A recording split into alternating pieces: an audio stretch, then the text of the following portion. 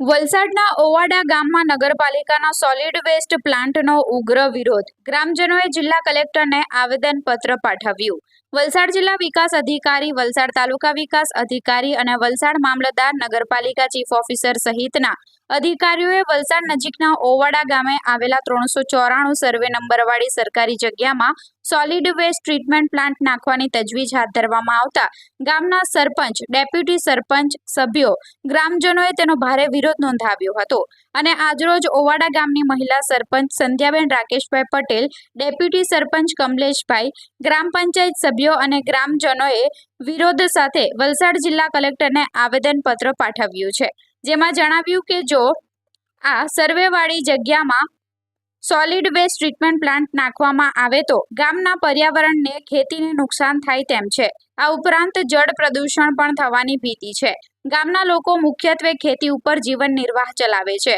અગાઉ ગામમાંથી express highway, bullet train, power grid જેવી સરકારની યોજનાઓમાં ખેડૂતોએ જમીન ગુમાવી છે, ત્યારે ડમ્પિંગ સાઇટના કારણે બાકી વધેલી જમીનનો પણ બિનઉપયોગી બની જશે તેવો ભય ગ્રામજનોમાં ફેલાયો છે.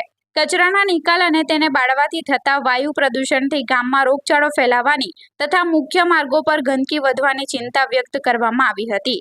ઓવાડા સરપંચ સભ્યોએ સ્પષ્ટ જણાવ્યું છે કે શહેરનો કચરો ગામડામાં નાખીને ગ્રામજનોના સ્વાસ્થ્ય સાથે ચેડા કરવાનું બંધ કરવું જોઈએ. જો આ પ્લાન્ટની કામગીરી અટકાવવામાં નહીં આવે તો ઓવાડાના ગ્રામજનો ગાંધી ચિંધ્યા માર્ગે ઉગ્ર આંદોલન કરશે તેવી ચીમકી પણ પત્રમાં આપવામાં આવી છે. હજી આપનું નામ? મારું નામ નિમેશ સોલંકી છે. હું ઓવાડા ગામનો વતની છું.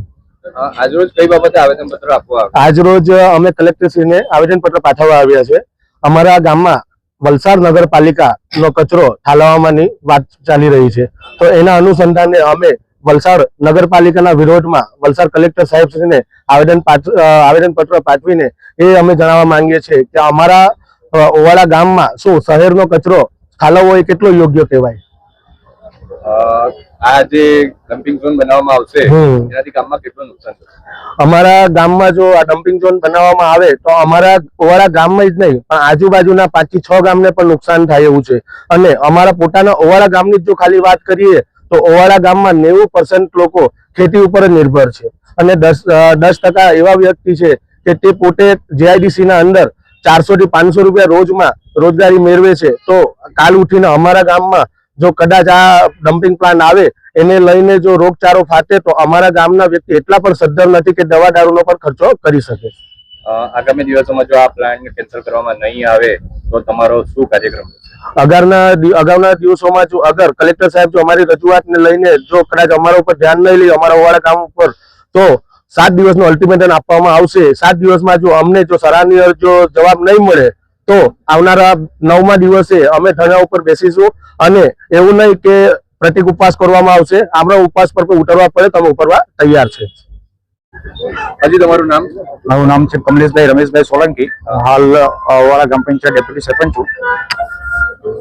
આજરોજ તમે કઈ બાબતે આવેદનપત્ર આપવા? આજરોજ આવેદનપત્ર જે અમારા ગામમાં જે ડમ્પિંગ પ્લાન્ટની જે નગરપાલિકાએ માંગ કરી છે એના માટે અમે આવેદનપત્ર આપવામાં આવ્યા છે.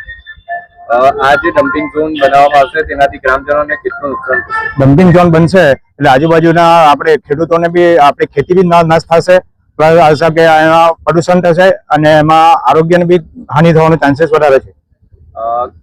ગ્રામમાં આશરે કેટલી વસ્તી છે? ગામમાં હવે 1500 વસ્તી છે.